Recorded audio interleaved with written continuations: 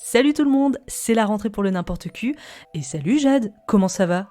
Eh bien écoute, ça va pas trop mal en cette petite rentrée. On a eu un été beaucoup trop chaud. S'il te plaît, le réchauffement climatique, si tu peux t'arrêter, ce serait quand même plus sympathique. Mais bon, c'était quand même pas mal. Et toi Mina, ton été? Eh ben très bien, un très bel été, effectivement il a fait très chaud, je me suis baignée, c'était très cool. Et je me suis bien reposée, donc je pense que je suis plutôt en forme là pour reprendre le n'importe Q. Et ça fait plaisir, j'ai envie de dire. Ah bah oui, ça fait plaisir, on est content de vous retrouver également, hein. Franchement, vous nous avez manqué pendant ces 2 mois. Bon, comme vous le savez, vous connaissez la chanson, il y a eu n'importe clip, n'hésitez pas à aller y jeter une oreille si vous ne l'avez pas encore écouté, pour découvrir plein de clips et de chansons hot. Mais c'est quand même cool de reprendre ce petit format qui nous a manqué pendant 2 mois. Et on reprend les bonnes habitudes avec un nouvel épisode pour la rentrée sur un sujet magique, j'ai envie de dire. Eh bien oui, parce qu'il paraîtrait que le soir, un jeune garçon avec une cicatrice agite vigoureusement sa baguette sous la couette. J'ai même entendu dire qu'il jette de gros sorts blancs quand il est très heureux. Je m'appelle Jade, Je suis Mina. et vous écoutez l'épisode 42 du N'importe Q. Des câlins, Didier, des câlins. J'ai des tonnes de câlins à t'offrir. Déloque-toi. Tu retires tout, y compris le tampax. Ça manque un peu d'érotisme. Mais je ne suis pas une professionnelle, madame. Je fais ça pour développer ma personnalité. Vous savez, je les connais, les filles de votre genre. Oh, ben c'est joli ce que vous me faites voir là. Si on faisait une petite partouze. Oh, moi plus de 3, j'ai jamais essayé. Nous lançons cette 3e saison sous le signe de la magie, avec une rentrée des classes bien particulière, celle du monde magique des apprentis sorciers et sorcières, avec un épisode magique spécial Harry Potter. On a tous grandi avec des romans éponymes quand on était petit. Perso, mon énorme kiff, c'était les désastreuses aventures des orphelins Baudelaire, qu'aujourd'hui encore je considère être un chef-d'œuvre de la littérature. Mais personne, en tout cas de ma génération, n'a pu échapper à la Pottermania. Les romans sont écrits par la mythique J.K. Rowling entre 1997 et 2007, soit 7 tomes étalés sur 10 ans. Et je vais pas vous mentir, j'ai tout lu, j'étais fan et j'allais même jusqu'à redessiner la couverture de chaque roman, et je peux vous dire que celle des éditions françaises était bien moche. Du coup, si on me resitue, en 97 j'avais 4 ans, donc trop jeune pour commencer à faire d'Harry Potter une obsession. Mais j'ai pris le train des publications en route à partir du tome 5, l'Ordre du Phénix. Avant de m'agacer un peu, je tiens à être claire. C'est une saga littéraire folle, avec un univers dingue et des personnages attachants, sauf Harry Potter, ce petit con. Les films, alors pareil pour les 4 premiers, God bless Alfonso Cuarón, mais je vais m'adresser à David Yates, réalisateur des films à partir du 5e volet. David, je suis sûre que t'es fan de cinéma, je le suis aussi, mais si je peux me permettre une critique, c'est pas parce que tu décides de mettre un filtre gris dégueu, ultra dark sur tous les films que ça en fait un récit dramatique. Ça nique la magie, on n'y voit que dalle, les FX ressemblent à de la bouillie noire, et franchement, t'as carrément retiré tout ce qui rendait les films fantastiques. Et en plus, t'as récidivé avec les animaux fantastiques. D'après ton wiki, t'as quasi rien fait avant dans ta filmo, t'as une petite XP de réalisateur de court-métrage, mais ça suffit pas, alors franchement, s'il te plaît, arrête. Si on reprend sur l'univers d'Harry Potter, ce petit con, j'ai vu se développer la Pottermania et je vais vous avouer une chose. Dès qu'un truc gagne grave en popularité, mais genre monstrueusement, ça me saoule et je veux plus en faire partie.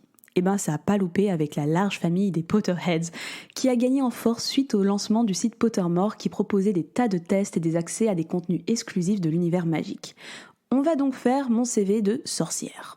Je suis une pouf souffle, ces gens trop bons, trop cons, mais qu'on aime bien quand même. Ma baguette est souple en bois de noisetier mesurant 11 cm avec une plume de phénix, et mon patronus est un sombral.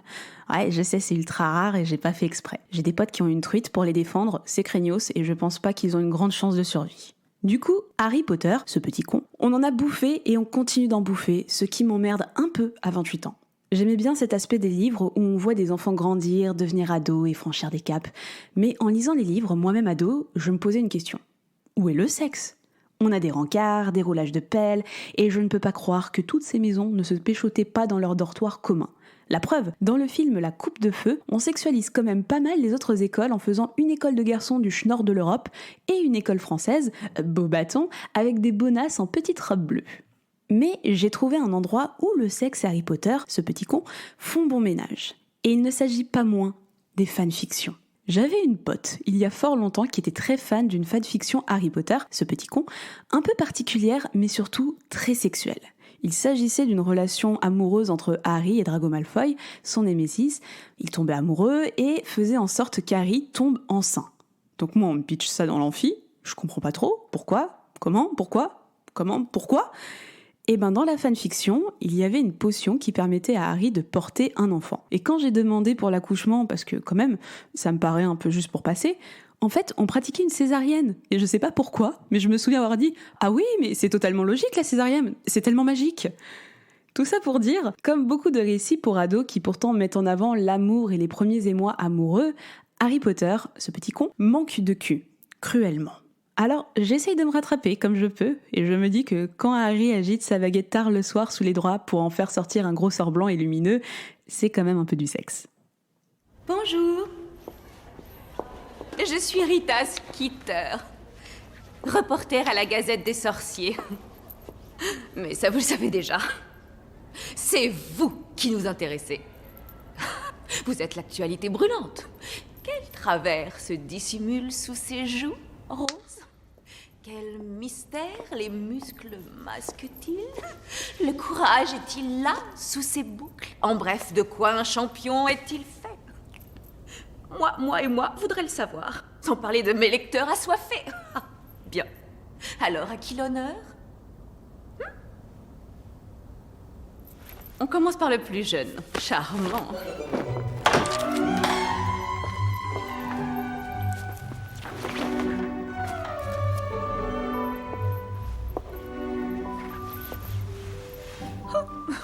C'est intime. C'est un placard à balai. Tu devrais t'y sentir chez toi, alors. Ça ne t'ennuie pas que j'utilise non plus ma papote? Ah, non. Alors, dis-moi, Harry. Te voilà, toi, un garçon seulement de 12 ans, J'en ai 14.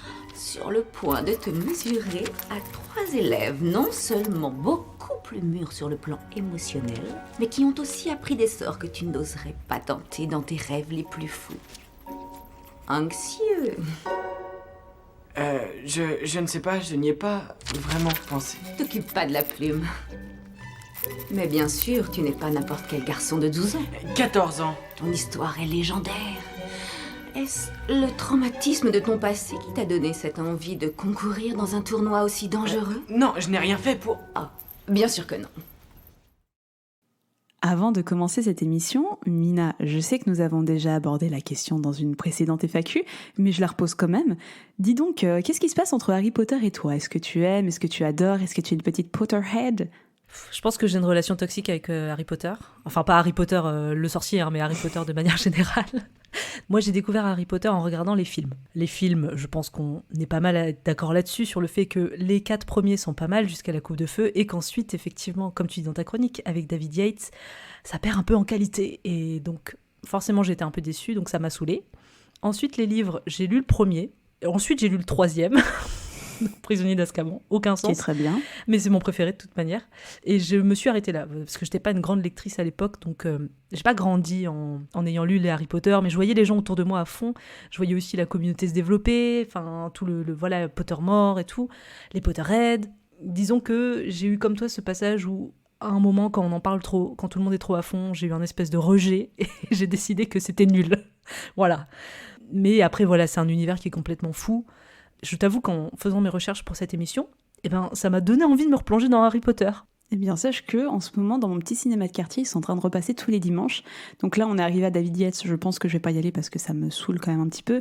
Mais franchement, revoir les 4 premiers au cinéma, tu sais, quand t'as la musique qui commence, t'as les petits enfants qui sont heureux et qui jouent approximativement bien, c'est quand même chouette, quoi. Tu sais, ça réveille quelque chose. Moi, je les avais vus au cinéma à leur sortie quand j'étais petite. C'était fou, quoi. Et ensuite, les livres et tout ça. Et est-ce que t'avais vu, toi, les Animaux Fantastiques ou pas? Oui, j'ai vu le premier et le deuxième, j'ai pas vu le 3e, qui est sorti il y a pas longtemps. J'ai trouvé ça quelconque, et j'ai trouvé le 2e chiant. Donc vraiment, c'est pas très positif. Non, mais vraiment, Harry Potter au cinéma, moi je trouve vraiment qu'il y a que les 4 premiers qui ont de la valeur. Le 3e, ouais, je trouve que c'est vraiment le meilleur. Déjà, il y a des personnages trop cool. Déjà, il y a Gary Oldman de toute manière dedans, donc c'est forcément bien. Mais non, les Animaux Fantastiques, vraiment, j'ai pas accroché. Et le 3e, je n'ai même pas eu envie d'aller le voir. D'accord. Tu les as vus, toi ? Ouais, je les ai tous vus. J'avais attendu en fait les Animaux Fantastiques, un peu comme le Messie, en me disant que on allait sortir de tout ce qui était académique, on allait sortir de tout ce qui était teenage, et on allait vers quelque chose de beaucoup plus adulte avec des personnages adultes, quoi. Et j'étais trop contente de me dire, peut-être que ces films vont me parler à moi qui ai grandi justement, et je pense que c'était l'objectif quand J.K. Rowling a mis en place la production de ces films, parce qu'elle est productrice, c'est qu'elle voulait s'adresser justement à ces personnes qui étaient des enfants quand ils ont lu Harry Potter et qui ont grandi maintenant, qui sont devenus des adultes. Et j'attendais vraiment ça en me disant, putain, ça va être ma saga d'adulte, ça va être magique. En plus, voir plein de villes comme ça, enfin, c'était New York, il me semble, dans le premier, le deuxième c'était Paris. Et j'étais trop contente de voir tout un univers vraiment s'agrandir, parce que c'est ça qui nous fait kiffer dans Harry Potter, c'est pas l'école, c'est vraiment l'univers magique. Et putain, quelle déception, parce que c'est écrit avec le cul, quoi. Franchement, déjà c'est réalisé avec les pieds, c'est écrit avec le cul et personne n'y apprend. Non mais ça me saoule, le casting est fou, je préfère le dire, hein, vraiment, et j'adore Newt Scamander, j'adore ce personnage, et je trouve ça trop bien d'avoir montré quelqu'un qui est un petit peu particulier en héros, et je le trouve très attachant. Mais franchement, c'est tellement mal écrit. J.K. Rowling, c'est une romancière qui a réussi pour moi que Harry Potter. Je vais être très crue, j'ai lu tous les livres. Sachez que j'ai lu tous les livres de J.K. Rowling pour vraiment me faire un avis. Est-ce que tu as lu ceux qu'elle a écrits sous un pseudo ? Oui, bien sûr, c'est les enquêtes de Cormoran Strike, justement, qui est sa saga de polar, et on reviendra dessus, parce qu'il y a une petite polémique, on reviendra en fin d'émission, il y a des choses à dire dessus, en tout cas en accord avec cette émission. Mais je me souviens qu'une fois qu'Harry Potter était terminé, l'enfant maudit, c'est pas venu tout de suite, et de toute façon c'est de la grosse merde, et c'est pas elle qui l'a écrit, elle a juste approuvé un scénario qui était absolument nul. Mais il y avait eu une place à prendre qui était un roman, un petit peu plus social, très adulte, très mature. Et qu'est-ce que c'était mauvais! Et je dis ça me fait pas plaisir, j'ai pas envie de descendre quelqu'un qui a écrit quelque chose d'aussi fantastique qu'Harry Potter. Mais franchement, plus le temps passe, plus je lis ces trucs et je fais, mais en fait, on dirait presque que c'est un coup de chance. Comment cette personne qui écrit bien, elle écrit bien, J.K. Rowling, qui a réussi à construire d'aussi bons personnages, un aussi bon univers, qui sait comment ça marche, je pense que c'est une bonne romancière, peut autant se viander sur tout le reste. Je sais pas, pour moi c'est Harry Potter, c'est un peu la vache à lait. Je pense qu'on n'a pas terminé de voir du Harry Potter dans tous les sens et qu'il y aura encore d'autres trucs. Ah bah déjà là on a Hogwarts Legacy qui va sortir, là le jeu vidéo. Ça j'ai envie d'y jouer. Ça a l'air stylé, ouais. Ça a l'air très très cool, mais pour moi je suis sûre qu'un jour on entendra parler d'un revival Harry Potter en série. Soit une suite avec les acteurs, et souvent en fait t'as des articles qui disent, où les acteurs disent bah oui j'aimerais bien reprendre mon rôle, sachant que de toute façon il y a Emma Watson qui est pas mal réussie, et t'as Daniel Radcliffe aussi qui est devenu un très bon acteur que j'adore dans tous ses films. Rupert Grint il fait pas mal de théâtre aussi je crois en Angleterre et tout. Il a fait quelques films, mais des très bons films. À chaque fois que Rupert Grint est dans un film, je trouve que c'est une très très bon. Mais je pense qu'un jour, on n'est pas à l'abri qu'il y ait une suite Harry Potter avec le casting original et qu'il y ait un revival en série, parce que Harry Potter marcherait de fou en série. Et je pense que je serais la première cliente à les regarder. Donc voilà, mais faisons un peu toi ton CV de sorcière, parce que on sait déjà qui je suis, d'où je viens, etc. Mais toi Mina, qui es-tu ? Quel genre de sorcière es-tu ? Écoutez, ça va être très court parce que j'ai fait juste il y a longtemps un seul test, parce que voilà, il fallait bien le faire, au moins savoir, même si j'étais pas une Potterhead, il fallait que je sache. Et je suis une serre d'aigle, voilà. Je suis de la maison Serre d'Aigle, c'est tout ce que je sais. Alors, à l'instant où tu as enregistré ta chronique, j'ai fait le test de mon patronus, voilà, parce que ça m'a vraiment donné envie de savoir quel était mon patronus. Sauf que je n'ai pas trouvé le site Pottermore, qui apparemment n'existe plus ou a changé de nom. Donc, je suis tombée sur le site SoBuzz, voilà, on est sur quelque chose de qualité. Et apparemment, mon patronus est un cerf, voilà, comme Harry. Bon, et puis maintenant, parlons porno, parce qu'on est là pour ça. Ah bah oui, on est là pour ça, on n'est pas là pour parler des petits sorciers avec leurs petites baguettes. Hein. Donc ouais, c'est vrai qu'on a choisi un petit peu Harry Potter en se disant que c'était quand même un univers qui était très enfantin, très adolescent même un petit peu, mais sans sexe. Et pourtant, qu'est-ce qu'il y a de porno sur Harry Potter ? Alors on va commencer la première partie avec les cosplays. Et est-ce que Jade, on peut s'accorder pour dire qu'en termes de variété de personnages, on est quand même assez limité, alors que pourtant c'est un univers complètement dingue, et qu'on est sur du Hermione Granger, et de temps en temps, alors je parle vraiment en termes de personnages féminins, sur du Luna, du Ginny et du Lily Potter. Ah, Lily, si, un petit peu, t'as raison de Lily, j'en ai vu 2-3, mais ouais, vraiment, ceux que j'ai vu le plus, en effet, c'est Hermione, la brune, Luna, la blonde, et Ginny, la rousse. Et en termes de personnages masculins, il y a un peu plus de variété. On voit souvent Harry Potter, c'est du Harry Potter plus qu'autre chose. Et j'ai vu un petit peu, pas beaucoup de Drago Malfoy, 1 ou 2. Et j'ai vu du Ron Weasley, des jumeaux Weasley aussi, Fred et George. Enfin, il y a quand même un petit peu de diversité, mais on reste sur le cast principal d'Harry Potter de manière très réduite. Et en termes de maison, la plus représentée, alors moi j'ai quasiment vu genre à 80% du Gryffondor. Il n'y a que du Gryffondor. Mais en plus, sur les cosplays, franchement, les gens se prennent pas trop la tête, parce que c'est facile de faire un cosplay Harry Potter sexy. Mettez-vous en tenue de lingerie un peu sexe et achetez la petite cravate avec les couleurs de Gryffondor. Et voilà, vous avez votre cosplay porno. Franchement, j'ai vu que ça. Des meufs avec un chapeau sûrement acheté dans un magasin de déguisement Halloween, le chapeau de sorcière très classique, avec une petite cape pour plus de magie, et cette toute petite cravate qui tombe entre les seins. Mais ce que j'aime bien, c'est que, ok, on est vraiment dans le truc de l'étudiante sexy, et en même temps, c'est logique parce qu'on est à Poudlard, on est à l'école, donc on va retomber un petit peu dans tout ce qui est relation, un tout petit peu de prof, mais pas trop non plus. Mais j'aime bien parce que tu sens qu'en fait, les gens, ils sont passionnés par l'univers et ils tiennent quand même à mettre en place l'univers Harry Potter autour de leur cosplay, de leur roleplay. Je sais pas si t'as remarqué ça. Si, alors, il y a des trucs où ils font vraiment zéro effort. Des parodies, souvent, j'ai remarqué d'ailleurs, des parodies avec des acteurs un peu plus connus. C'est là où on va avoir une mise en scène de 2 minutes. 2 minutes après, ils sont nus, donc t'as plus un seul élément de décor ni de costume qui fait le lien avec Harry Potter. Donc ça, c'était vraiment mauvais. Mais par contre, les gens plus en mode amateur, indépendant, même souvent des solos, où ils sont juste en train de se masturber, il y a un petit peu de mise en scène. Après, c'est pas non plus développé à fond, quoi. Je vais peut-être te prouver le contraire, vu ce que j'ai vu. Est-ce que tu veux commencer ? Est-ce que tu veux ouvrir le bal ? Eh bien, pourquoi pas ? Alors, je vais contredire ce que je viens de dire avec une parodie qui, pour le coup, mettait un petit peu de mise en scène. C'est une parodie avec Skin Diamonds qui joue une étudiante qui fait partie de la maison Gryffondor, évidemment, où elle est complètement in love de Harry Potter. Donc voilà, elle est dans une chambre un petit peu décorée, vite fait, magie, c'est-à-dire qu'on te met 1 ou 2 bougies à droite à gauche, et elle lance un sort pour le faire apparaître. Quelqu'un sonne à la porte, sauf que ce n'est pas Harry Potter le sorcier, c'est Harry the Pizza Guy qui ramène la pizza.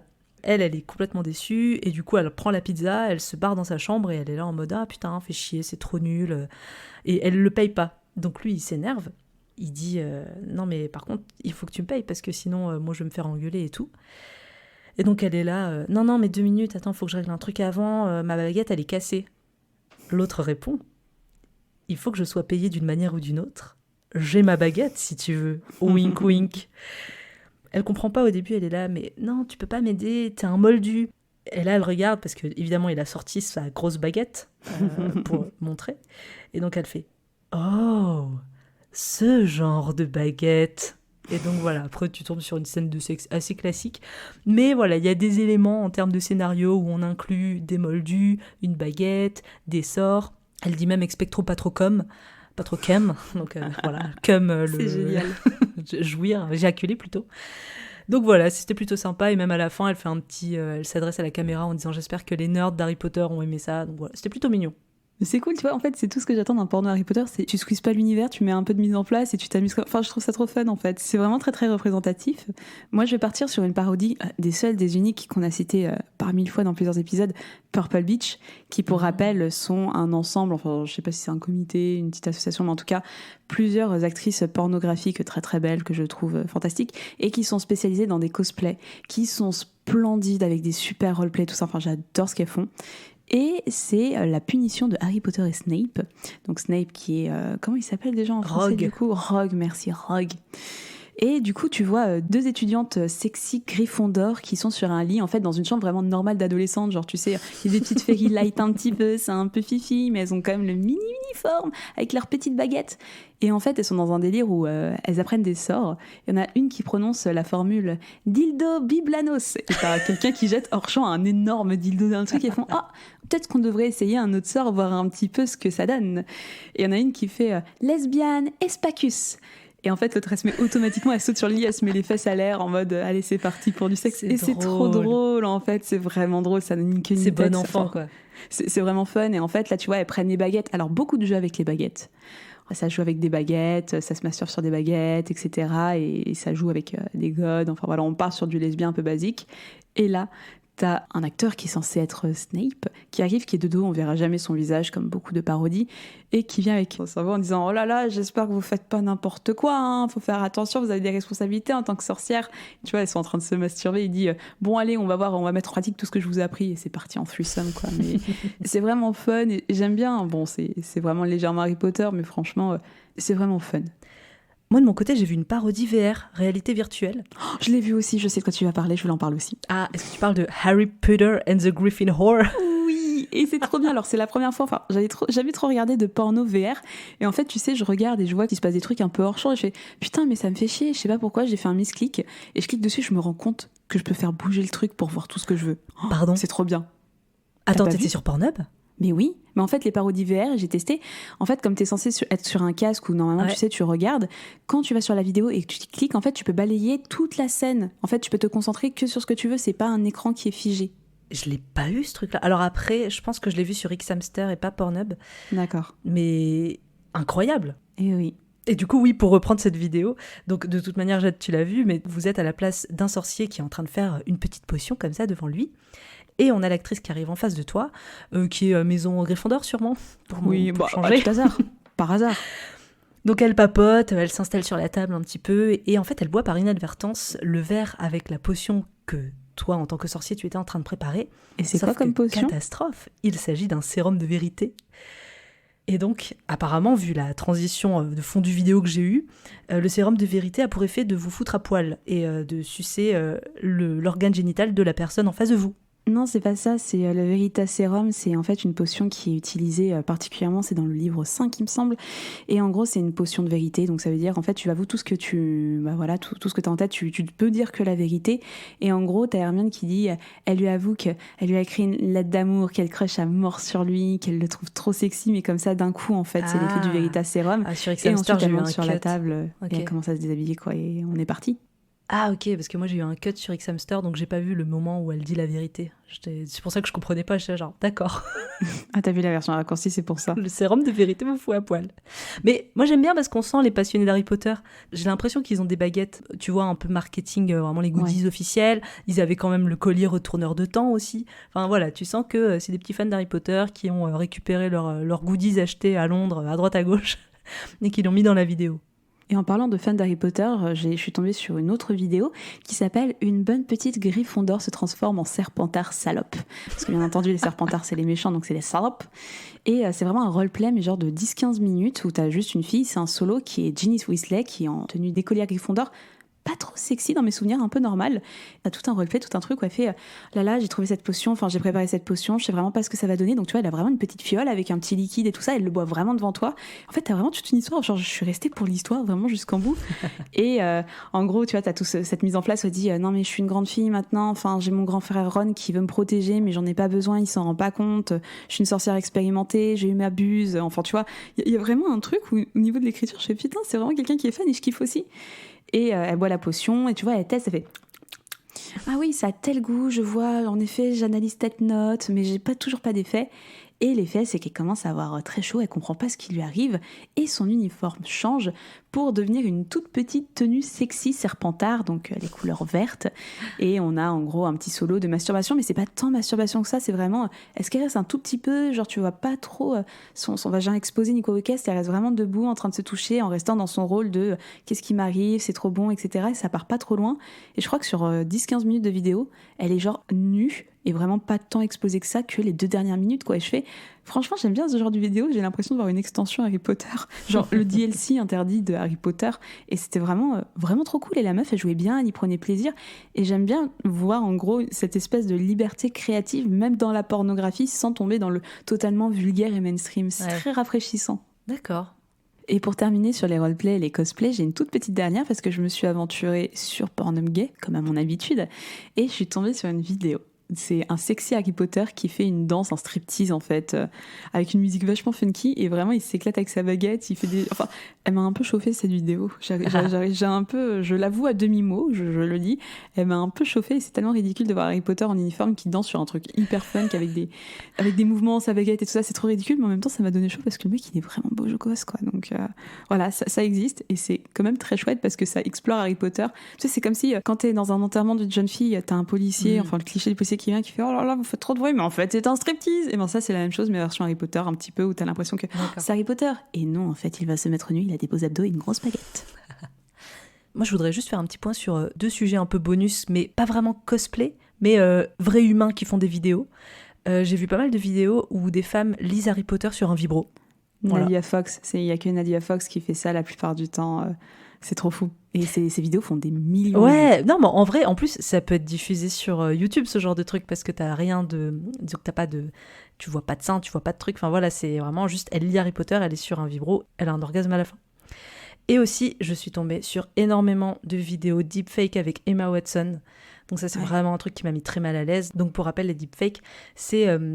une technique, je sais pas comment tu décrirais ça, un espèce d'effet où tu peux incruster le visage d'une personnalité connue sur n'importe quelle vidéo. Donc par exemple, récemment, l'un des plus connus, c'est le deepfake de Tom Cruise qui fait des tours de magie.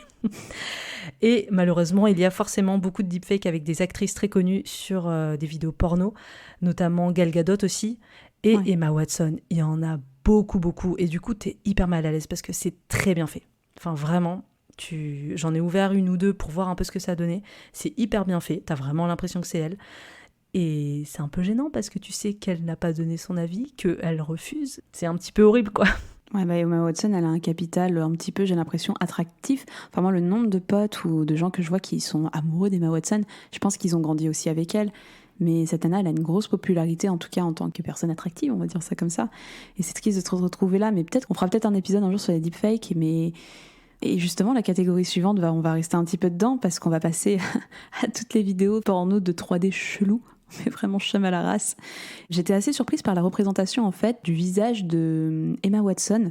En fait, vous allez vous retrouver avec plein de vidéos, on va vous les décrire de toute façon, mais dans tous les personnages un petit peu modélisés très mochement la plupart du temps en 3D, il y avait quand même cette précision pour faire en sorte que le personnage d'Hermione ressemble toujours à Emma Watson, là où les autres personnages étaient un petit peu YOLO, quoi.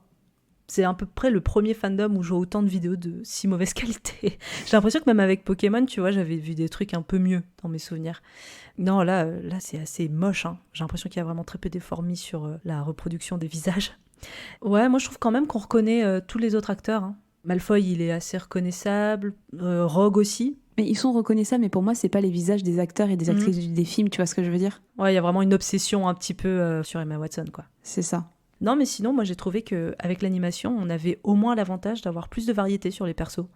J'ai vu du Rogue Hermione, j'ai l'impression que c'est quand même un couple qui ressort souvent dans les fictions un peu autour d'Harry Potter. J'ai vu du Hagrid Hermione. J'en ai vu aussi, elles sont atroces. Bah alors, moi c'était pas si atroce que ça parce que c'était, tu sais, c'est les vidéos porno via les Sims. Hagrid ressemblait surtout à un bobo parisien barbu. Donc c'était pas le Hagrid qu'on connaissait dans le film. J'ai vu du James et Lily. Et j'ai vu du Hermione et Dobby. Non, Si. Attends quoi ? Non mais dis, alors là, je dois expliciter. J'ai vu qu'une vidéo avec Dobby, c'était celle-là. En gros, c'était Hermione qui était allongée sur le dos, les jambes en l'air, avec un chapelet dans l'anus. Ok. T'avais Dobby face à elle qui faisait tourner sa baguette magique et donc ça faisait sortir et rentrer les boules du chapelet. C'était très court. Oui, mais c'est suffisant pour traumatiser toute une génération de fans d'Harry Potter, très clairement. C'était surprenant. Ah, c'est le mot. C'est le mot, c'est vraiment le mot. Pas très excitant, je vous avoue. Moi, le truc le plus ardos, en tout cas what the fuck que j'ai vu, c'est alors Hermione, vous connaissez Hermione, qui est un centaure, parce que les centaures existent dans Harry Potter, on les voit dans le premier épisode particulièrement, et Hermione qui est centaure et qui fuck avec Luna Lovegood. Mais vraiment, en fait, on va retourner dans tout ce qui est catégorie Fury, les premières thématiques qu'on avait abordées de elle a un corps d'animal et t'as l'impression de voir Luna Lovegood qui se fait prendre par un cheval, quoi. Donc moi ça m'a mis extrêmement mal à l'aise. Je sais pas comment on en est arrivé à là. Tu vois, avec vraiment le pénis de cheval, etc. J'ai fait mais c'est pas possible. En fait, je comprends pas comment on peut trouver ce genre de choses sur Pornhub pour le coup. Et voilà, c'était le truc le plus improbable. J'ai pas compris. Je sais pas pourquoi. Il y en a plein des vidéos comme ça et ça fait des milliers de vues. Et je me demande comment, pourquoi. Enfin, non, c'est pas possible. Non. Je refuse. Moi, sur un autre truc moche, pas très intéressant, j'ai tombé sur Hogwarts Enchanted. Il y avait genre 6 épisodes qui commencent tous de la même manière, c'est-à-dire que tu vois Rogue, qui a d'ailleurs quasiment la même voix qu'Alan Rickman. Je me demande s'ils n'ont pas récupéré, tu sais, des extraits de dialogue dans le film et qui les ont mettre et voilà, qui les ont replacés dans ces vidéos, parce qu'il y a vraiment la même voix. J'étais là genre, c'est bien fait en fait. Donc t'as Rogue qui donne un cours de magie noire à Malfoy et ses 2 potes. Et par contre, vraiment, dans toutes ces vidéos d'animation, je sais pas si toi tu les as eues, mais la musique d'Harry Potter, je n'en peux plus. John Williams, vraiment. C'était infernal à la fin.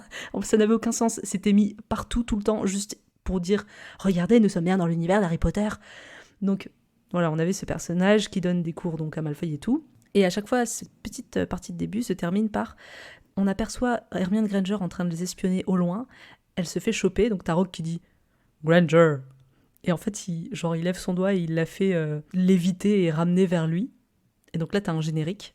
Et le reste de la vidéo, en fait, à chaque fois, c'est un personnage féminin de l'univers Harry Potter qui va se faire prendre par surprise par un des 3 gars, là, Malfoy et ses 2 potes, qui va se faire léviter comme ça jusqu'à eux et qui vont les baiser. de manière assez crue. Et donc, t'as Hermione la première fois, t'as Luna Lovegood la deuxième fois, dans les toilettes, tu sais, qu'on retrouve dans la coupe de feu. T'as Cho Chang à l'infirmerie. Enfin voilà, t'as vraiment l'univers qui est très bien représenté, mais juste avec des visages horribles. Et comme tu dis, ces espèces de bouches qui vont dans tous les sens, c'est affreux. Mais d'un côté, t'as la musique, t'as l'ambiance, t'as les décors, la lumière qui est plutôt bien respectée. Hyper culture du viol. Ouais, non, vraiment, t'as ce truc où les meufs s'en prennent vraiment plein la tronche et elles sont dominées par les méchants, quoi. Ouais, les méchants serpentards. Et nous allons passer à la dernière catégorie, qui ne sont pas des visionnages, parce qu'on a bien fait notre devoir pour cette rentrée. On s'est dit, écoutez, Harry Potter, c'est des livres, donc peut-être que dans les fanfictions, il y aura des choses intéressantes à lire en termes de porn. Et bordel, oui. Enfin, oui, intéressantes, il y a des choses à lire, mais... Mina, comment, je t'en prie, qu'est-ce qu'on a lu ? Écoute, je suis partie avec un très mauvais a priori, en me disant ça allait être de la merde. Alors, en vrai, c'est un peu de la merde. Mais je me suis laissée surprendre par le truc. L'une des premières fanfictions que j'ai lues s'appelle « Un secret bien gardé ». Donc t'as toute une petite mise en place qui t'explique, voilà, ça se passe début du mois de juin, fin de la 6e année à Poudlard, juste avant le départ du trio de Poudlard et de la Grande Guerre. Et en fait, on découvre une Hermione Granger, parce qu'évidemment, toujours le même personnage, qui est une femme très ouverte sexuellement. Donc ça se passe en 3 chapitres. Premier chapitre, Hermione se balade dans les couloirs de Poudlard après une altercation houleuse avec Ron et Harry. Il est genre 2h du matin, il fait assez sombre, et elle voit quelqu'un sortir mystérieusement de l'ombre d'un pilier.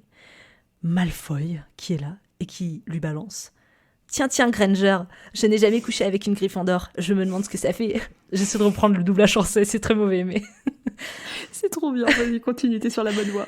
Et on a une Hermione très réceptive. Ouais, je trouve que c'est une fanfiction très hétéro, mais limite un peu trop, tu vois. C'est vraiment genre, elle aime le sexe brutal, tu vois. Je trouve ça un petit peu cliché, un petit peu facile. Et en gros, elle se fait prendre de manière assez assez violente par Malfoy.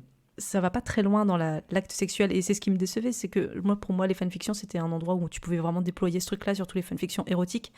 Et là c'est genre il lui touche 2 fois le clito, il fait 2 cercles à droite, 2 cercles à gauche, et ensuite il la pénètre, et voilà, tu vois, bam, elle a un orgasme. Et ça termine où Malfoy lui dit « Maintenant je vais t'enculer bien profond, Granger !» Oh mon Dieu. Bref, premier chapitre, bof, je me suis dit vraiment c'est mauvais. Chapitre 2. Mais t'as tout lu ? J'ai lu, oui.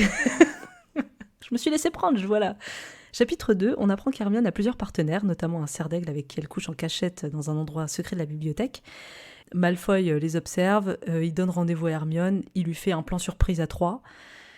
Chapitre 3, c'est là que ça devient intéressant. C'est que Hermione reçoit une invitation pour le Surexerunt Ludere, qui est le club très privé de Poudlard, dont personne n'a aucune information là-dessus.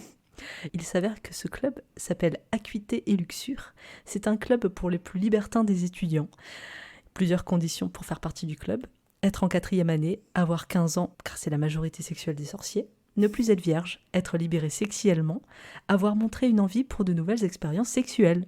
Voilà les conditions pour faire partie de ce club. Bon, on se demande qu'est-ce qui se passe dans ce club, dis donc, vu les conditions d'entrée. Mais écoute, c'est vraiment là que je me suis dit, là j'ai un truc avec un univers qui se développe.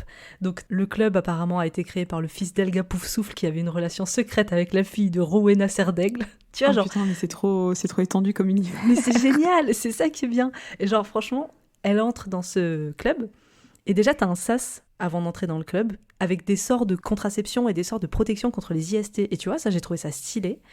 Et t'as un bar aussi à l'intérieur du club avec des boissons qui te permettent de reprendre des forces pour pouvoir repartir de plus belle après un orgasme.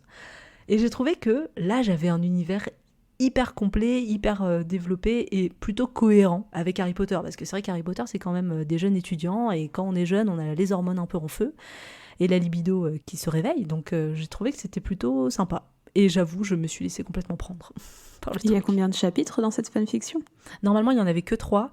Mais finalement, en vrai, celle qui a écrit était assez mignonne parce que à chaque début, elle disait « Bon, j'espère que ce dernier chapitre ne sera pas trop violent. » Elle était un petit peu mal à l'aise parce que, bon, il y avait des trucs très crus quand même. Et elle a eu de super bons retours. Donc, elle a fait 2 chapitres en plus que je crois avoir continué. Oui, j'ai compris. T'auras lu plus de fanfiction que d'Harry Potter, finalement. Mais en vrai, j'ai l'impression que t'as lu un truc bien.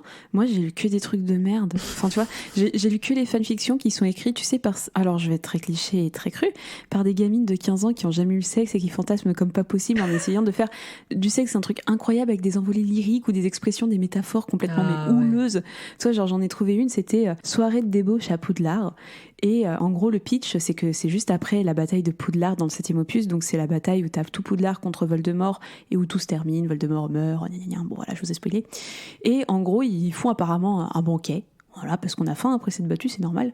Tout le monde est en train de ken et tu suis en fait le professeur McGonagall, qui est l'un des professeurs les plus anciens de Poudlard et la responsable des Gryffondors, qui en fait va parcourir tout le château en étant scandalisé parce que tout le monde ken. En mode « Oh mais mon Dieu, mais par tous les tout-puissants de la magie, mais que faites-vous ? Ah mais ça va madame, on fait pas grand-chose. Si, vous faites plein de trucs !» Et en gros, ça va être plein de scénettes comme ça, de tous les personnages, mais vraiment, ça c'était cool, tous les étudiants qu'on peut connaître, même des moins connus, qui se pécho. En gros, le twist, c'est que c'est Dumbledore qui a drogué le dîner pour désinhiber un peu les élèves et faire en sorte qu'ils se détendent. Faites attention à Dumbledore, il a toujours été un petit peu bizarre. Ce coquin. Et c'est trop chelou. Enfin, t'as une scène de sexe entre Drago Malfoy et Hermione Granger parce que ça revient souvent, quoi. Et comme toi, en fait, ça y va à fond. Et tu sais, tu sens les gens qui ont jamais ken et qui sont sur du fantasme totalement. Genre, t'as des dialogues d'une beauté où t'as Hermione qui dit « Prends-moi maintenant comme la chienne que je suis, Drago. Enfonce-moi ta verge. » Tu vois, c'est tellement drôle. Ou des expressions, tu vois, métaphoriques. Il y a un moment où Ginny, elle couche avec je sais plus qui, très clairement. Et en gros, on parle d'une fellation. Donc, elle prenait la verge entre ses lèvres en faisant des allers-retours. Elle en avait fait son fourreau. Je fais, qu'est-ce qui se passe? Enfin, que des trucs comme ça. Et moi, je t'avoue que j'ai pas eu la patience de tout lire, hein, très clairement. J'ai survolé, j'ai essayé de trouver les trucs les plus drôles. Et j'ai trouvé une autre fanfiction, une Ron et Hermione, qui s'appelle Le fantasme d'Hermione. Et en gros, on part sur le pitch. En plus, il y a plein de chapitres. Je crois qu'il y a une vingtaine de chapitres. J'ai pas tout lu. J'ai été jusqu'à 5 ou 6 chapitres parce qu'ils sont assez courts. Et en gros, le pitch, c'est que c'est la Saint-Valentin. Ron et Hermione sont mariés, il y a pas de souci. Ils sont mariés à la fin du livre des films. Je le dis quand même au cas où. Et en gros, Hermione, elle a un petit peu les boules. Elle aimerait bien un peu pimenter sa vie sexuelle. Et elle décide pour la Saint-Valentin de préparer un paquet, un colis avec des sextoys pour le montrer à Ron et qu'ils fassent des trucs ensemble. Le premier chapitre, c'est elle qui donne ce petit paquet. Et au fur et à mesure des chapitres, ça va aller un peu plus loin. En fait, c'est 50 Shades of Roux. Très clairement, c'est vraiment ça. Et ça va sur de la fessée, ça va sur Ron qui dit Hermione, cuisine nue pour moi. Je fais oui, bien sûr, parce que Hermione est une femme, donc forcément elle cuisine. Enfin, qu'est-ce que vous voulez que je vous dise? Et que des trucs comme ça. Et vraiment, j'avais l'impression de lire un crossover entre 50 Shades et entre Harry Potter. Ouais. C'était aussi malaisant, je me sentais trop sale. Et je trouve ça très amusant, enfin très étrange en fait de sortir les personnages de cet univers magique, mais pas totalement, tout en étant dans un univers trop sexuel, trop 50 Shades, avec beaucoup de fessées. Petite pause de 2 minutes. Si tu es toujours là, ça veut dire que ce contenu te plaît. Alors si tu veux soutenir le n'importe qui, n'hésite pas à faire un tour sur notre Patreon. Le premier palier commence à 2,50€ et va jusqu'à 10€. Tu as le droit à plusieurs contreparties, comme par exemple une newsletter mensuelle incroyable, des cartes postales de qualité, ou la participation à une super loterie extraordinaire. Alors si tu veux nous soutenir sur Patreon, le lien est dans la bio. Retour à l'épisode. Et nous passons donc à la seconde partie de l'émission, la discussion plus profonde. La première question qu'on va se poser, qui est finalement la plus logique et qu'on a un petit peu abordée depuis le début de l'émission, y a-t-il une once d'érotisme ou de sexualité dans l'univers d'Harry Potter qui justifie tous ces pornos? Et quelle est la place de la sexualité dans l'univers d'Harry Potter? Eh bien, pour commencer, j'aimerais citer J.K. Rowling elle-même, qui a dit dans une interview « On ne fait pas l'amour à côté des licornes, c'est une règle intangible, c'est vulgaire ». Voilà sa manière de définir comment les relations sexuelles doivent être intégrées dans un univers fantastique comme Harry Potter, c'est-à-dire d'aucune des manières possibles ne mettez pas de sexe dans Harry Potter et dans les univers fantastiques. Mais vraiment, c'est vraiment une vraie phrase de J.K. Rowling. Ouais, on ne fait pas l'amour à côté des licornes, sûrement des gens qui demandaient pourquoi il y avait si peu de sexe, parce que notamment c'est des ados, donc c'est aussi des gens... C'est quand même... Je trouve qu'il y a des relations amoureuses, mais je trouve que moi, les relations amoureuses dans Harry Potter sont très niaises. Après, je me réfère que via les films. Je doute pas que dans les livres, ça soit beaucoup mieux développé. Mais dans les films, c'est niais as fuck et moi, j'en peux plus, quoi. Ouais, mais en fait, je me demande, cette phrase-là, on fait pas l'amour à côté des licornes. En fait, les licornes, dans leur mythologie, ce sont des créatures qui peuvent être approchées seulement par des jeunes filles vierges. En gros, t'as ce truc de la licorne où, si la jeune fille est vierge, elle peut s'approcher de la licorne, elle est pure, elle est de bonne intention, etc. Mais si la jeune fille n'est pas vierge, normalement, la licorne est censée la transpercer, la tuer avec sa corne. Donc je me demande s'il n'y a pas un peu de ça. Non, là, elle parlait vraiment dans un contexte de... On lui demandait pourquoi il n'y avait pas de sexualité dans Harry Potter. D'accord, ok. Ou si peu, en tout cas. Mais en fait, c'est très particulier l'univers d'Harry Potter parce que, comme tu l'as soulevé en fait dans un visionnage, moi je me suis toujours demandé s'il y avait des sorts et des potions de contraception, ce que je trouverais immensément stylé, ce serait absolument incroyable. Et il y a eu une petite polémique un petit peu sexuelle, si on parle vraiment des contenus un petit peu sexuels qu'on voit dans les films. Il y a eu cette fameuse scène, je crois que c'est dans le 7e film sur 8, si je me plante pas, où Ron, il est un peu ensorcelé et il a une vision d'horreur. Et sa vision d'horreur, c'est Hermione et Harry qui s'enlacent, qui sont nus en train de s'embrasser. Tout ça, c'était le truc le plus sexe, je pense, qu'on puisse voir dans les films Harry Potter. Et il y avait eu un autre truc, c'était aussi dans le générique de fin du 3e film. En fait, le générique de fin du 3e film, il est très cool, c'est la carte du maraudeur. Pour rappel, c'est une carte en fait qui représente tout Poudlard et vous voyez plein de petites traces de pas qui représentent où sont les gens et ce qu'ils font. Et dans le générique de fin, en fait, tu vois un espace où tout le monde est en train de dormir et t'as 2 traces de pieds l'un en face de l'autre, sous-entendu des élèves qui sont en train de faire la bagatelle. Oui, je vois, c'est très marrant. Les 2 pieds qui s'imbriquent en fait l'un dans l'autre. C'est ça. Après, Harry Potter, de manière générale, en fait, c'est pas étonnant, on est dans un univers qui est ultra conservateur où, en gros, si vous prenez un petit peu tous les couples qu'il y a dans Harry Potter, ils ont des enfants, mais ils ont des enfants toujours après le mariage. En fait, le mariage, il est vraiment au centre de tout dans les relations amoureuses d'Harry Potter. T'as les parents de Harry Potter, Lily et James Potter, qui sont mariés à 18 ans, puis ils ont eu leur enfant à 20 ans, comme tous les autres couples du livre, c'est-à-dire Nymphadora et Remus, pareil, c'est d'abord ils font un mariage, ensuite ils ont un enfant. Fleur et Bill Weasley qui se marient en pleine guerre, pareil, parce que le mariage c'est mieux que tout. T'as vraiment cette sacralisation du mariage, comme quoi c'est tu te maries, puis tu as des enfants, mais t'as pas de relation intime avant. Et la seule exception que tu as en fait dans cet univers, le seul truc qui est, dans l'enfant maudit, c'est que Bellatrix Lestrange et Voldemort, ils ont eu une relation sexuelle et ils ont eu un enfant hors mariage. Et cet enfant, en fait, c'est c'est l'antagoniste, c'est la fille de Voldemort et de Bellatrix, c'est la méchante dans l'enfant maudit. Donc sous-entendu, tu vois, le seul rapport, le seul lien hors mariage et l'enfant qui en résulte, c'est 100% négatif. Donc c'est vrai que tu as cette sacralisation en fait du mariage dans Harry Potter où on ne parle pas de sexualité, où on parle soit de flirt d'adolescents, mais il ne se passe vraiment rien avant le sacro-saint mariage, quoi. Et c'est vraiment, moi je trouve ça trop conservateur et je trouve ça dommage d'en rester sur cette vision-là du couple. C'est très anglais, je trouve, d'une certaine manière. Mais c'est fou, je savais pas du tout cette histoire d'enfant maudit. Et c'est vrai que j'avais jamais fait gaffe à quel point le mariage, que cet aspect très conservateur par rapport au mariage et aux enfants. Et après, faut pas oublier aussi que c'est un livre jeunesse à la base. Le truc a complètement dépassé les frontières du livre jeunesse pour devenir un phénomène qui touche toutes les catégories d'âge, toutes les personnes possibles. Mais à la base, c'est quand même de la jeunesse, donc ça me surprend pas qu'il y ait pas de cul dans cette histoire. Mais après, ce qui m'énerve un peu plus, c'est qu'on est quand même dans un univers... Pas qui m'énerve, mais ce qui me rend un peu dubitatif par rapport à ce côté-là très conservateur et peu de sexualité, c'est qu'on est dans un univers quand même très mature, très sombre, surtout au fil du temps, au fil des livres, au fil de l'histoire. On parle de violence, de mort, de torture, de trahison, il y a un peu d'histoire d'amour, mais du coup, je trouve ça un peu dommage. Et en vrai, ça m'a un petit peu fait penser au Marvel.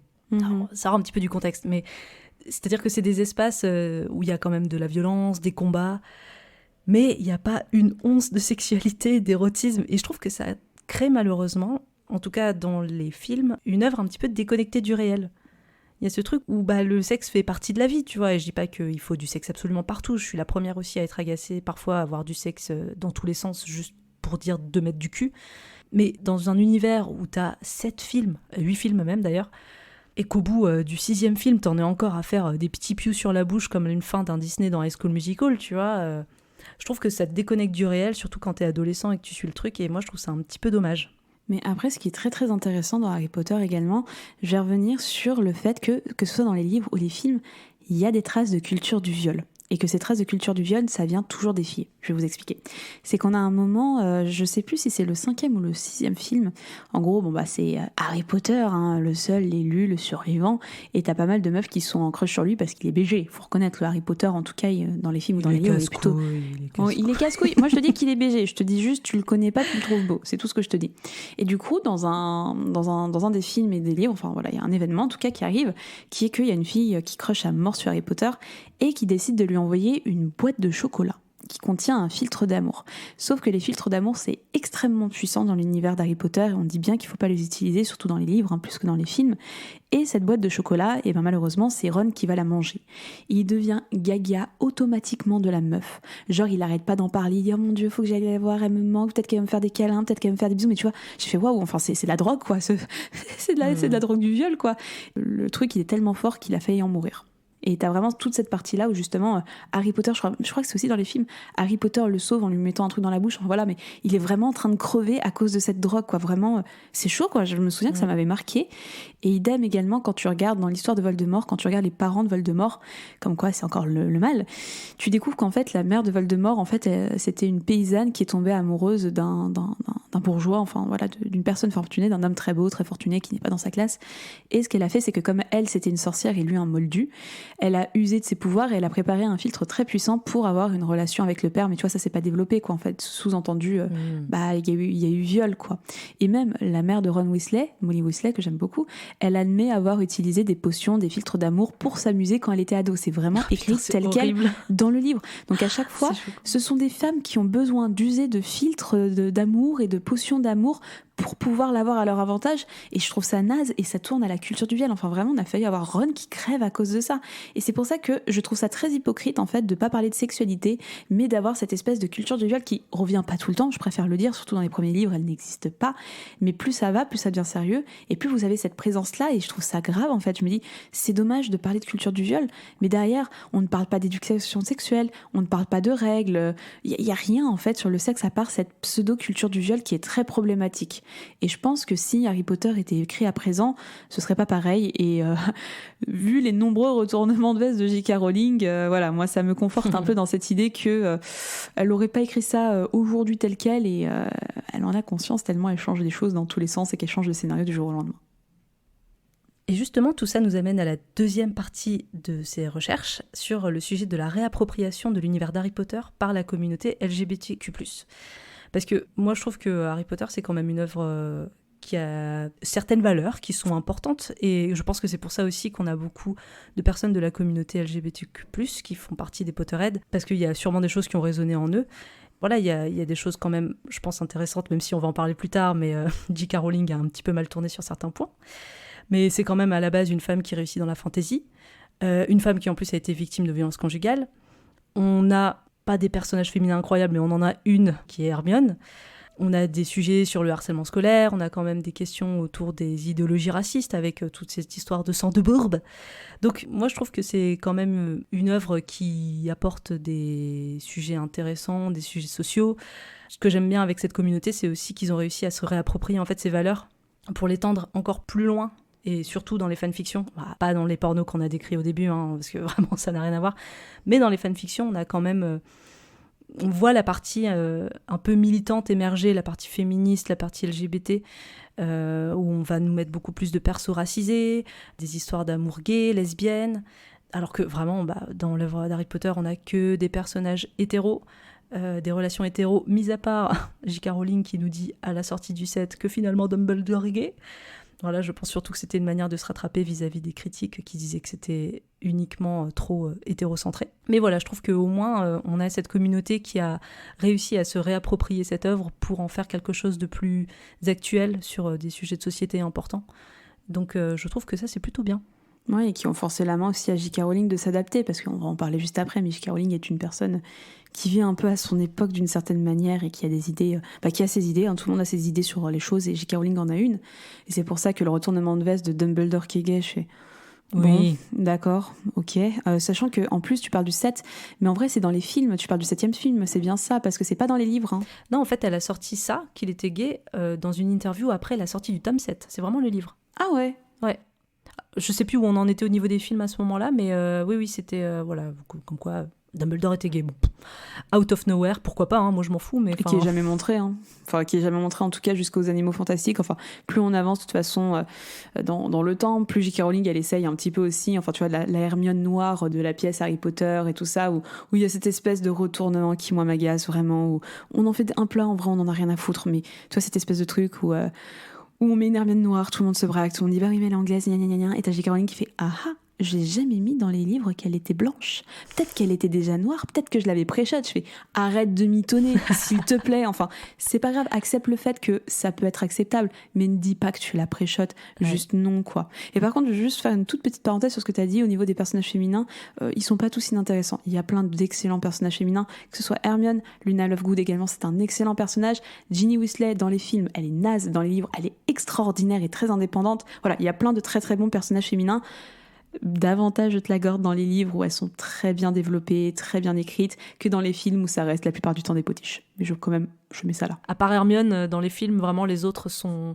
Alors peut-être que de temps en temps, elles font preuve d'une importance capitale dans l'histoire et d'intelligence, mais sinon, c'est des potiches, quoi. Mais je doute pas que dans les livres, on m'a déjà expliqué plusieurs trucs, notamment sur Ginny, qui est beaucoup plus intéressante que dans les films où elle est insupportable. Mais voilà, donc je doute pas que c'est mieux dans les livres. Oui, je suis bien d'accord. Et peut-être que c'est l'occasion du coup de mettre les pieds dans le plat concernant les polémiques autour de J.K. Rowling et de la transphobie. Alors, on préfère le dire, on va pas prendre parti, on va rester très factuel, chacun son avis sur la question. Nous, c'est vrai que, moi je vais parler en mon nom, mais je trouve que c'est tellement complexe comme débat que je vois beaucoup de maladresse et je sais pas si elle pense vraiment comme ça, mais en tout cas, c'était très maladroit. Disons que J.K. Rowling, c'est un point commun qu'elle a avec Nicki Minaj, on va dire les choses comme ça. J.K. Rowling n'a pas la langue dans sa poche quand elle est sur Twitter et elle réagit un peu à l'émotion. Et je pense qu'elle réagit même trop à l'émotion et que des fois, elle devrait un petit peu se taire si elle veut penser à elle et à sa réputation. Mais tout commence en tout cas avec un tweet en juin 2020 où J.K. Rowling en fait fait plusieurs tweets sur les personnes transgenres, sur la transidentité, en disant par exemple les personnes qui ont leurs règles. Je suis sûre qu'on avait un mot pour désigner ces personnes avant, que quelqu'un m'aime. Femme, film, je ne sais plus. Tu vois, des choses comme ça très maladroites. Et elle continue en disant « Si le sexe n'est pas une réalité, alors il n'y a pas d'attirance pour les personnes de même sexe. Si le sexe n'est pas une réalité, alors ce que vivent réellement les femmes à travers le monde est effacé. Je connais et j'aime des personnes trans, mais effacer le concept de sexe retire à beaucoup la capacité de discuter vraiment de leurs expériences. » Et ça s'est enflammé à partir de ces tweets-là. En plus, déjà avant, je crois qu'elle était un petit peu soupçonnée de transphobie par rapport aux gens qu'elle suivait, sur différents réseaux sociaux, sur des tweets qu'elle likait. Donc voilà, il y avait ce truc qu'on se disait « Ah, mais bon, ça peut arriver, tu suis une personne, voilà, ça peut arriver. » Pour son contenu, et ça veut pas dire que tu es d'accord avec ça. Enfin, exactement. C'est toujours séparer l'homme de l'artiste, on va revenir là-dedans, mais tu vois, j'ai envie de dire au bout d'un moment, si le contenu est bon, tant que c'est pas Polanski, si le contenu est bon... Franchement, les idées, on ne sait pas, encore une fois, ça se trouve, vous suivez des personnes qui ont un très bon contenu, vous n'avez aucune putain d'idée de ce qu'ils pensent réellement et de leur opinion politique, leur opinion sur la transidentité, vous n'en avez aucune idée. Non, mais en plus, c'est vrai que malheureusement, tout ce qu'elle a tweeté ensuite et toutes les prises de parole qu'elle a fait pour répondre à toutes les critiques, malheureusement, tendent à penser qu'elle est plus du côté de la transphobie qu'autre chose. Notamment un moment où elle a fait un tollé en relayant une boutique en ligne qui vendait très explicitement des badges anti-cuir et anti-trans. Donc voilà, je pense que d'une certaine manière, comme tu dis, elle réagit un petit peu à l'émotion et des fois on sait pas trop. Et je pense aussi qu'il doit y avoir un peu de provocation parce qu'aujourd'hui elle est un peu harcelée, elle est aussi attaquée de tous les côtés. Donc je pense qu'il y a aussi une manière un petit peu de réagir via la provocation en rentrant encore plus dans le jeu. Et justement, parlant de provoque, je pense qu'on tient le gâteau sur la cerise de merde, parce qu'elle a sorti tout juste là, il y a quelques jours, le 30 août 2022, elle a sorti le 6e tome de sa saga policière Les Enquêtes de Cormoran Strike, qui est, je répète, une saga très médiocre, vraiment pas ouf. Et sachez que ce nouveau tome, il est centré autour de la transphobie.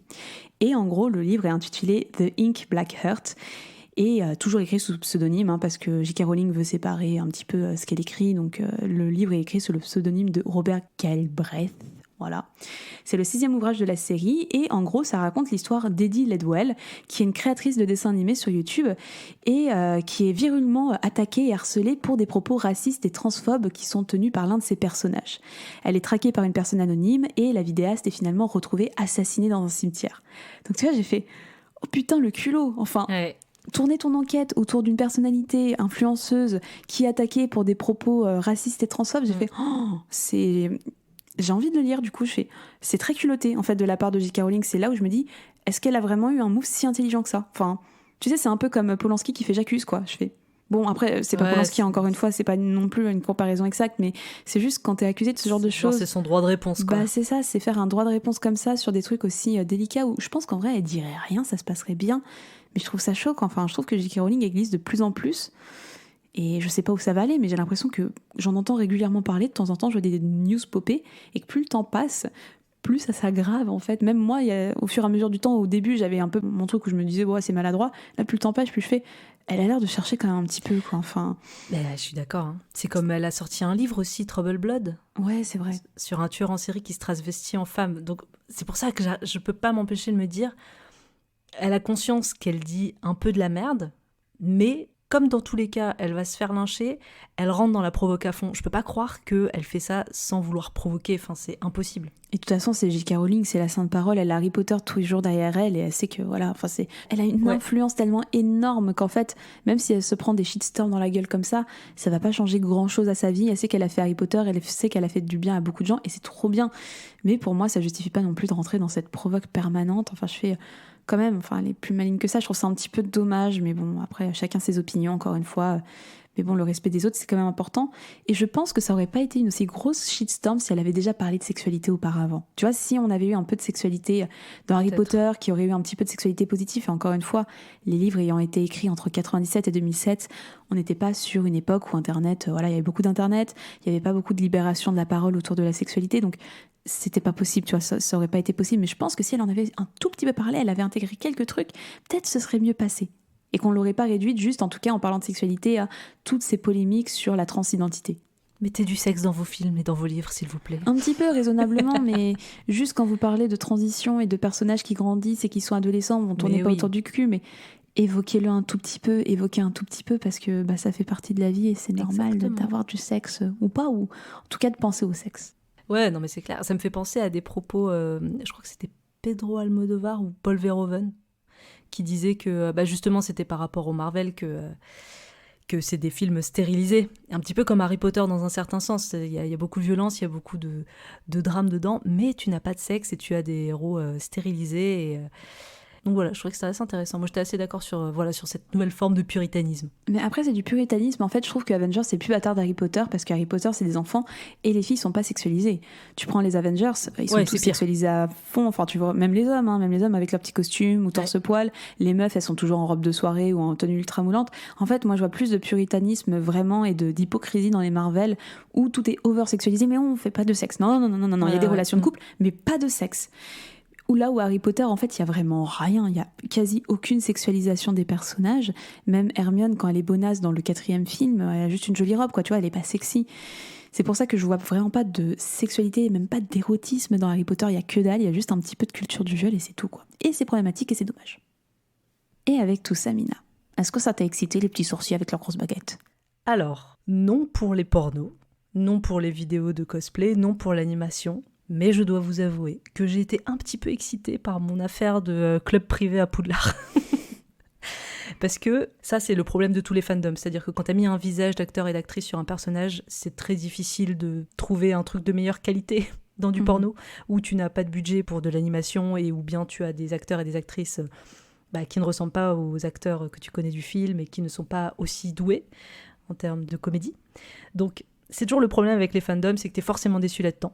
Et en plus de ça, on a vraiment des animations dégueulasses qu'on a vues, tu vois, par rapport à un The Witcher ou un Lara Croft, où là, on est dans des fandoms avec des animations porno plutôt de bonne qualité. Là, c'était nul. C'est pour ça que la fanfiction, c'était mieux, parce que forcément, t'es dans la littérature, donc tu t'imagines ce que tu veux. Donc moi, j'ai trouvé que c'était plus développé dans les fanfictions. Et ça m'a... Alors, je vais pas me replonger dedans, parce que flemme. Mais franchement, ouais, le club privé là, à Poudlard, c'était vraiment pas mal. Même si on était trop sur des relations hétérocentrées et phallus-centrées aussi, je sais pas si ça se dit, mais exclusivement de la pénétration, c'est un petit peu dommage. Mais je pense qu'en fouillant un petit peu plus, je peux trouver des fanfictions beaucoup plus ouvertes, beaucoup plus diverses dans ces sujets-là. Donc voilà, c'est un mi-figue mi-raisin pour cet épisode. Et toi, Jade, est-ce que ça t'a excité ? Eh ben pas vraiment, parce que j'ai jamais été excitée par l'univers d'Harry Potter. En fait, je trouve l'univers tellement passionnant, tellement fou, que en regardant le porno, j'étais plus attachée sur ok, comment est-ce que l'univers est représenté, comment est-ce que je vais avoir une extension sexuelle d'Harry Potter que je recherche pourtant, et est-ce que l'une de ces vidéos, l'une de ces fanfictions va réussir à outrepasser ma passion pour me dire vas-y, j'accepte cette réalité sexuelle et j'arrive à être excitée par cette situation. Et la réponse est non, malheureusement. J'ai rien trouvé qui a réussi à outrepasser un petit peu mes attentes. Peut-être la fanfiction dont tu m'as parlé, si je la lis, peut-être qu'elle me plaira un petit peu, surtout que la fanfiction, encore une fois, c'est des mots.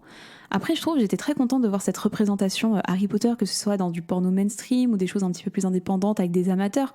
C'est hyper bien représenté. En fait, je vois le corazon, je vois le kokoro, je vois la passion, je vois vraiment cette passion même dans le porno d'Harry Potter. Et ça me touche d'une certaine manière de dire putain, les Potterheads, ils sont un petit peu partout. Tu vois ce que je veux dire ? c'est quand même chouette. Bon, il y en a, c'est vraiment qui font ça pour des nerds d'Harry Potter, enfin tu vois, c'est vraiment pas leur sauce et je pense que ça se voit. Mais il y en a d'autres qui mettent tellement de cœur à faire leur truc, sauf les animations 3D cheloues dégueulasses, là, il n'y a pas d'excuse.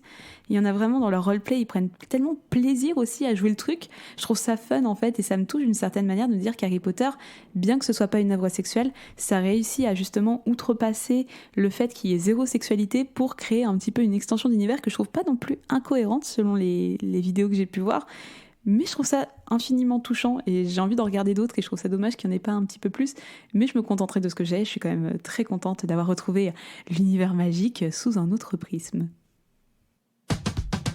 Merci de nous avoir écoutés. On espère que cet épisode vous a donné envie de lancer de gros sorts blancs à votre tour et de vous prendre le mur de la voie 9/3. Si vous avez aimé cet épisode, vous pouvez nous soutenir en mettant 5 étoiles sur Apple Podcast et sur Spotify. Pour en savoir plus, vous trouverez toutes les références de l'émission dans la description de l'épisode. Si vous écoutez régulièrement le N'importe Q et que vous voulez nous soutenir, le lien de notre Patreon est en bio. Rendez-vous sur notre Insta @n'importeq pour être au courant des prochaines émissions. D'ici là, on se dit à dans 2 semaines. Allez, ciao! Daniel, Julien, la route est longue, hein? Bon voyage, Maurice! Nous préférons rester ici. On va s'en donner à cœur joie. Salut, je vais me faire bourrer toute la journée, j'ai trouvé la queue qu'il me faut. Peut-être est-ce que vous la trouverez vous aussi? Hey, ciao!